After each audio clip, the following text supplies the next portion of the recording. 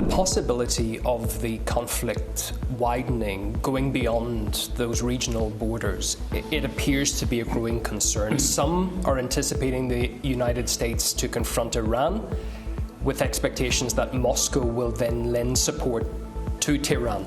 Your thoughts on such a scenario?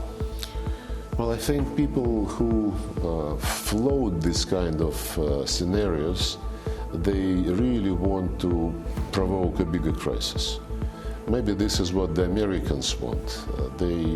My president recently addressed the issue of international situation, giving a lot of examples showing that the Americans normally, whenever they come to a region of this planet, they bring chaos, which they believe they can manage.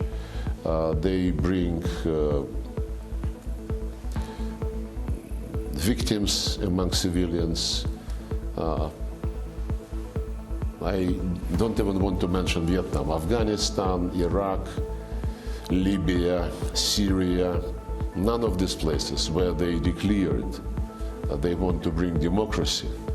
None of these places is better off than when they interfered under the false pretext, quite often, like it was in Iraq.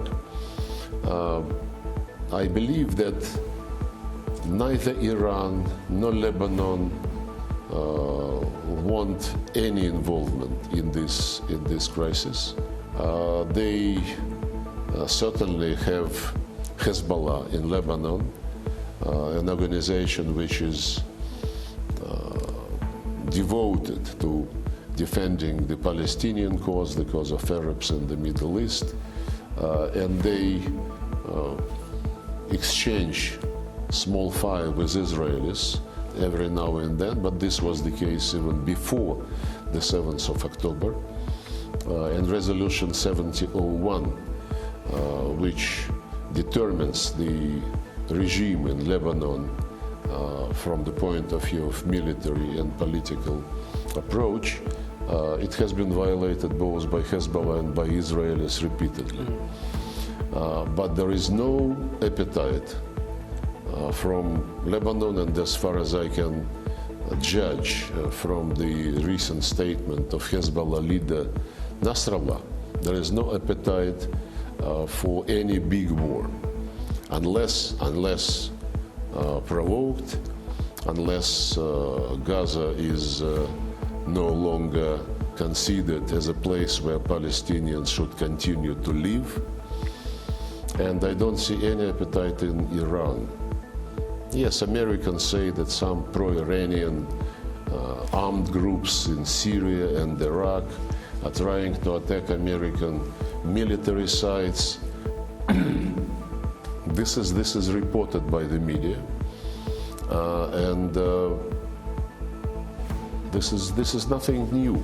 Nothing new in this, because these groups believe that the presence of the United States in Syria is absolutely illegal, and this is a statement of fact.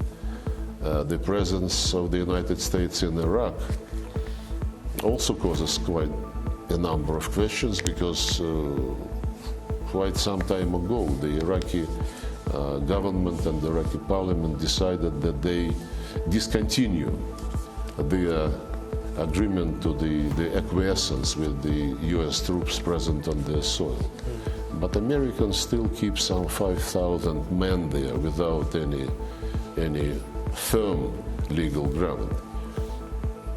Again, maybe the groups, the fighters in Syria, in Iraq, some members of Hezbollah, maybe being agitated by the fact that the Palestinians are treated the way they are, maybe they would be continuing to bite Americans and Israelis here and there, but I don't see any readiness, any appetite, either in Iran or in any other Arab country, for a big war in the region.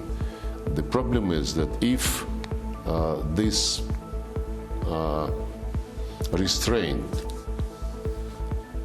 is going to be considered as weakness and as a green light to do anything in Gaza, this would be a huge mistake.